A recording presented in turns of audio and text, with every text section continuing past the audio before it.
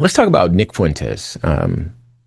Says the liberals were right. Okay, let's get into it. This from Newsweek. Far-right influencer Nick Fuentes, who is no stranger to controversy, has turned on President Donald Trump after the latter attacked his own supporters for their continued interest in the Jeffrey Epstein files. Epstein, a sex offender, died in a New York City jail in 2019 while awaiting sex trafficking charges. The disgraced financier had well-documented connections to powerful figures, and his death has long prompted numerous conspiracy theories. Rumors of a client list have long circulated online, and during Trump's successful bid for re-election in 2024, he suggested that if voters returned him to the White House, he would release a list of individuals associated with Epstein. Trump's FBI and Department of Justice last week released a memo that found that, quote, no incriminating client list exists, unquote, in relation to Epstein, and Trump has urged his supporters to move on and celebrate the many wins he scored in the first 6 months of his second administration. His supporters continued to call for the release of the files related to the Epstein investigation, and then grew critical of how Trump and his administration have handled the issue. In a lengthy message posted on Truth Social earlier this week, Trump went on to hit back at MAGA voters, saying they have bought into this hook, line, and sinker, calling them weaklings, and then insisting, quote, I don't want their support anymore, unquote.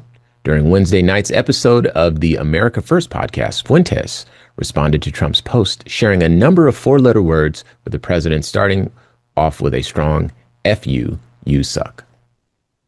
Quote, you are fat, you are a joke, you are stupid, you are not funny, you are not as smart as you think you are, unquote. Fuentes said, later adding, quote, this entire thing has been a scam, unquote. He goes on to say, when we look back on the history of populism in America, we are going to look back on the MAGA movement as the biggest scam in history. And the liberals were right. The MAGA supporters were had. They were.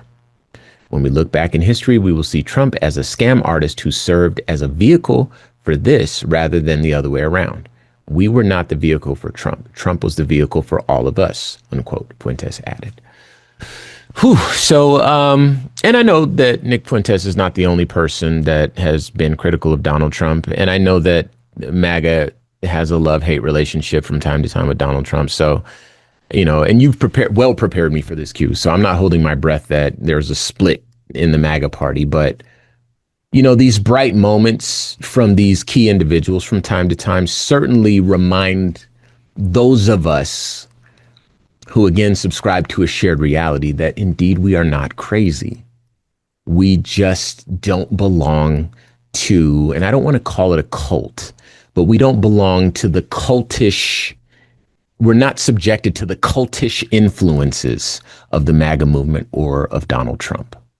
And so when things like this happen, granted the language is very coarse and, you know, I don't even like saying things like that.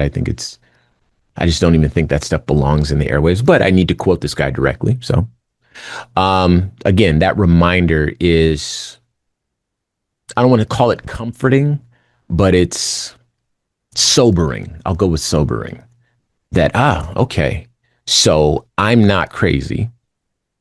Some people are putting this together. Some people are recognizing that this whole thing is not normal. There are kind of, holes in this administration. This is not a perfect man.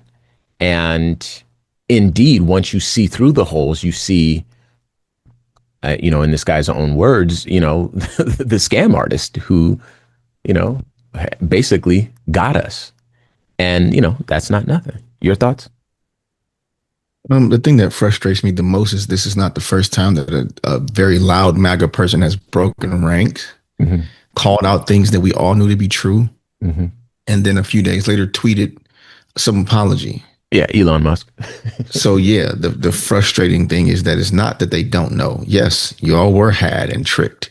It is a scam, but you'll know that and you'll still go back and support and back the man no matter what. Yeah.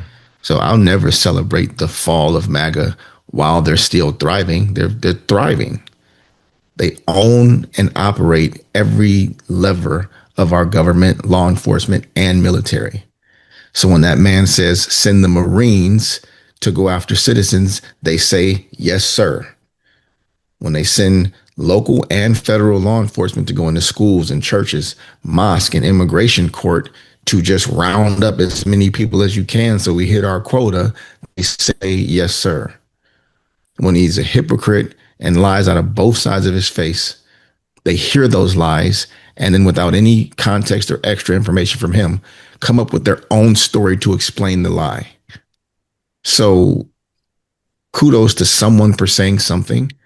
I would love to see if anybody actually holds that line, because typically a phone call, which I'm sure comes with a check, and that might be why things like this happen. Hey, I need to make a little more extra money this month. Let me jump on these socials and go off on the president so I can get my payoff and fall back in line.